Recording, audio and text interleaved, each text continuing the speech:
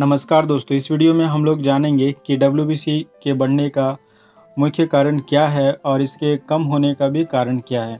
तो इससे पहले हम लोग जान लेते हैं कि आखिर डब्ल्यूबीसी है क्या। डब्ल्यूबीसी हमारे ब्लड में पाया जाता है और ब्लड में मेनली आरबीसी, डब्ल्यूबीसी और प्लेटलेट्स पाए जाते हैं।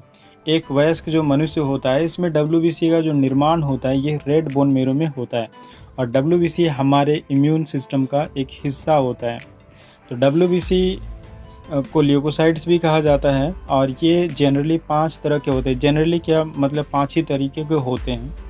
पहला हो गया न्यूट्रोफिल, दूसरा हो गया एसिनोफिल, तीसरा हो गया बेसोफिल, चौथा हो गया मोनोसाइट और पांचवा हो गया लिम्फोसाइट।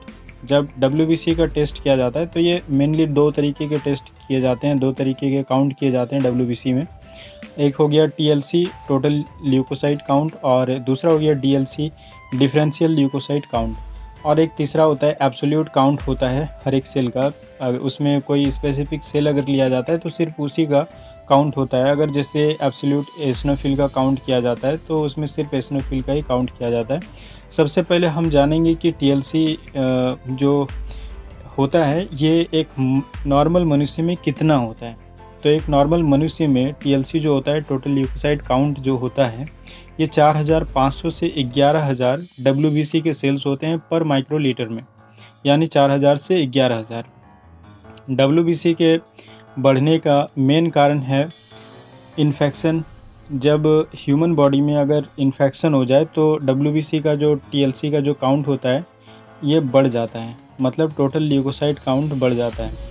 दूसरा हो गया ड्रग, जिसमें कि ड्रग या फिर मेडिसिन की बात करें तो इसमें डब्ल्यूबीसी का अगर प्रोडक्शन कोई दवाई बढ़ा देता है तो इसमें क्या होगा, जो टीएलसी आएगा वो काउंट क्या होगा, इंक्रीज आएगा, बढ़ा हुआ आएगा। दूसरा हो गया अगर बोन मेरो में कोई डिजीज़ हो जाए, बोन मेरो में जो डब्ल्यूबीसी का जहाँ पे प्रोडक्शन होता है ये काफ़ी ज़्यादा होने लगे तो जो डब्ल्यूबीसी का काउंट होगा ये काफ़ी बढ़ा हुआ आएगा। विभिन्न तरह के जो ब्लड कैंसर्स होते हैं उसमें टीएलसी बढ़ जाता है और ये जो बढ़ता है ब्लड कैंसर्स में ये काफ़ी ज़्यादा बढ़ता है, ये नॉर्मल नहीं, मतलब 30-40 हज़ार भी बढ़ जाता है, 50, 60, 70 ऐसे भी आपको देखने को मिलेंगे।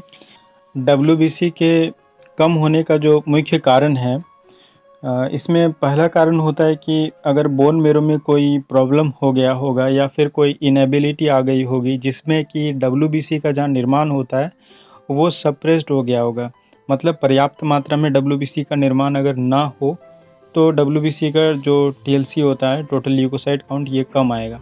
दूसरा हो गया ऑटो इम्यून डिजीज़। अगर किसी को ऑटो इम्यून डिजीज़ होगा तो अपने ही बॉडी का जो इम्यून सिस्टम होगा वो डब्ल्यूबीसी के जो सेल्स होते हैं उस पर अटैक करेगा जिससे कि वो डिस्ट्रॉय हो जाएंगे और डब्ल्यूबीसी का जो काउंट आएगा ये कम आएगा। तीसरा हो गया कोई ड्रग या फिर मेडिसिन का भी कारण हो सकता है, जैसे कीमोथेरेपी में डब्ल्यूबीसी का जो डिस्ट्रक्शन हो जाता है जब कीमो चलता है, कीमोथेरेपी जब होता है, ट्रीटमेंट के दौरान जो डब्ल्यूबीसी के सेल्स होते हैं ये काफ़ी डिस्ट्रॉय हो जाते हैं। अब बात करते हैं डीएलसी के बारे में, डिफरेंशियल ल्यूकोसाइट काउंट। इसमें डब्ल्यूबीसी के न्यूट्रोफिल, एसिनोफिल, बेसोफिल, मोनोसाइट और लिम्फोसाइट का काउंट किया जाता है। जनरली इसे परसेंटेज में इंडिकेट करते हैं। एक साधारण मनुष्य में, मतलब जो स्वस्थ है, जो हेल्दी है, न्यूट्रोफिल 40 to 75% होते हैं, एसिनोफिल 1 to 6% होते हैं, बेसोफिल 0 to 2% होते हैं, मोनोसाइट 2 to 10% होते हैं और लिम्फोसाइट 15 to 40% होते हैं।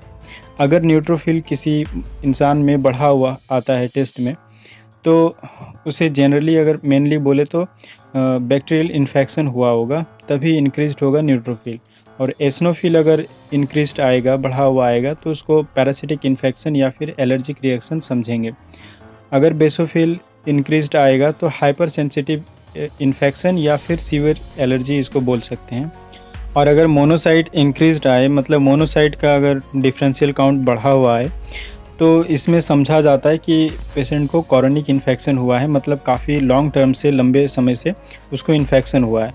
और लिम्फोसाइट अगर इंक्रीज्ड हो तो वायरल इन्फेक्शन में लिम्फोसाइट इंक्रीज हो जाता है, बढ़ जाता है।